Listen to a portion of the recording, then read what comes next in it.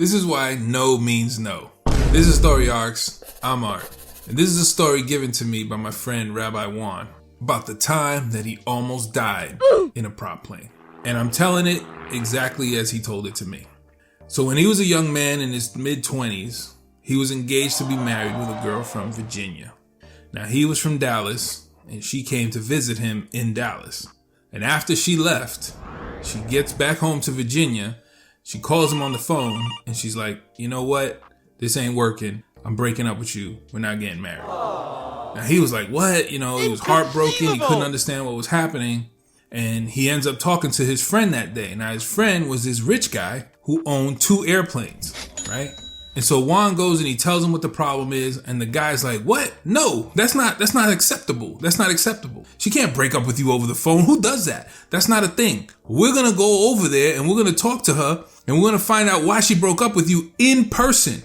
And he's like, all right, never mind. I'll look for some flights and I'll go over there myself. You know, I'll go figure it out. He's like, no.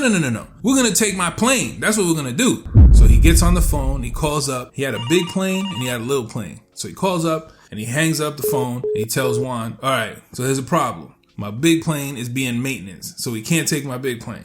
What we can do is we can take my small plane.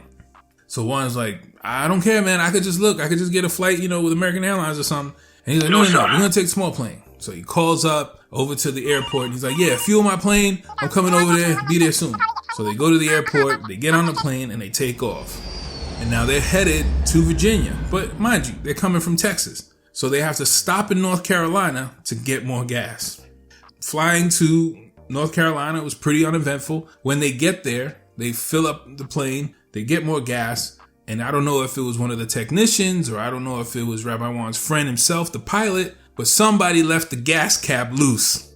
And when they take off from North Carolina to go to Virginia, the fuel just starts pouring out of the plane. And old boy looks at the gauge and he's like, yo, we're running out of gas. Rabbi Juan is like, what? We're running out of gas? Like, what does that mean? And he goes, it shouldn't be a problem. Don't worry about it. All of a sudden he hears a sound on Rabbi's side of the plane because it's only a 2-seater, right? And he hears this, boom. So he looks at his friend and he's like, yo, what was that? Hey, and he's yo. like, oh, that was the engine on your side going out. He's like, but don't worry about it. These planes, they're made to fly with one engine only.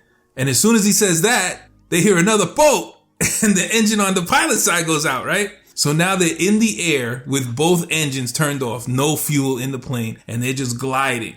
And so Juan says it was already nighttime, it was late, and they couldn't see anything below them. Normally, when you're in the plane, you can see like the lights from the towns below you, things like that. But for whatever the reason, in this area, there was nothing to be seen. It was just all darkness. So they keep going forward, they're gliding the plane forward, and all of a sudden, they start to see the airport. So they start to see the airport, they come to a landing, and they stop the plane. Now, Rabbi Juan's buddy gets out of the plane, he jumps down, gets on his knees, and kisses the ground.